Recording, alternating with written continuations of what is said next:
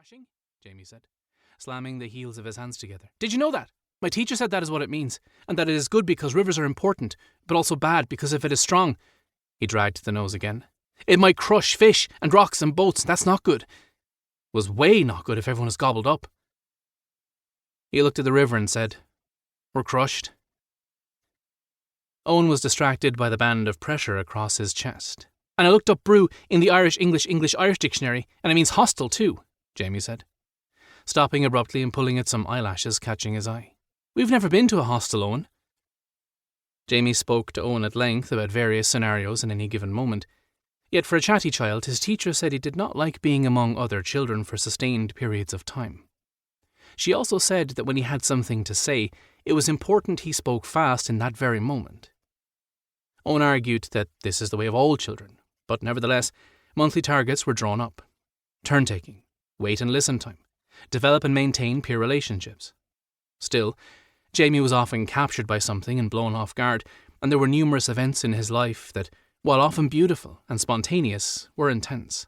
Owen said, We've never been to a hostel because there's many people crammed together in dorms. You'd hate it. How would you know if I've never been? Jamie replied. Good question.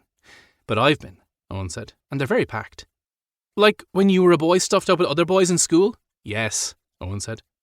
Like dorms and too much noise for a busy boy like you to sleep. Besides, you love tents. Now, how about I bring you to the swimming pool tomorrow? But unlike rainwater, Jamie hated the public swimming pool. When Jamie began to speak in his third year, after making hardly a sound at all until then, he spoke in full and elaborate sentences, mostly poetry, and mostly the poetry of Edgar Allan Poe. He had found Poe in the library, and was drawn to a bird perched on a blood-red cover. Jamie loved the library, the hum of the lights, the red carpet, the plastic yellow furniture. It was warm and smelled of feet. He gobbled up books, and so his grandmother Marie took him every week, and afterwards for tea in the hotel on the square with biscuits wrapped in tartan plastic.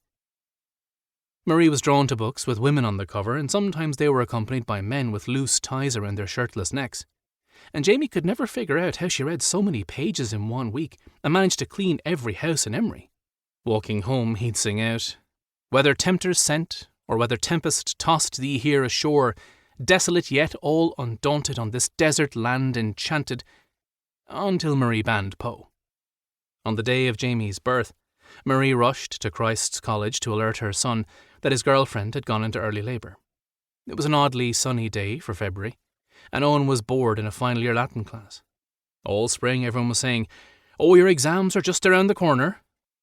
But for Noelle Doyle and Owen O'Neill, this turned out to be untrue.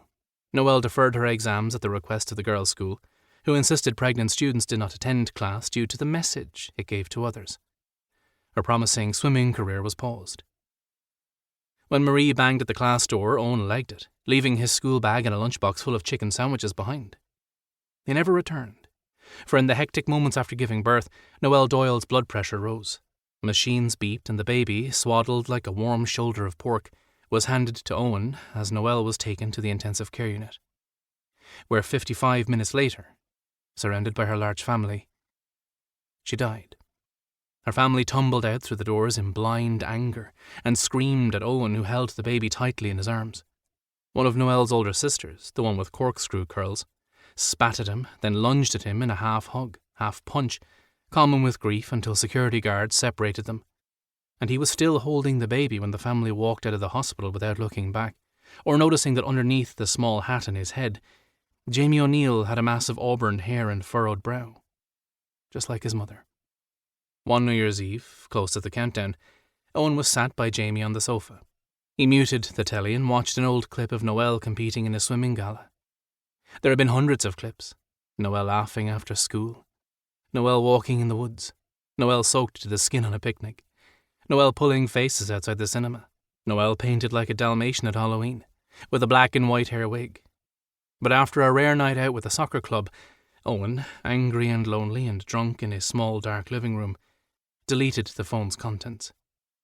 After which he placed his phone on the laminate floor of the 2 up, 2 down, and smashed it hard under the heel of his foot. After which he vomited. After which he passed out until morning, when he woke frantic and pacing about with a dry mouth and a pounding headache, and in a lather of sweat and overwhelmed with a desire to disappear. But Jamie...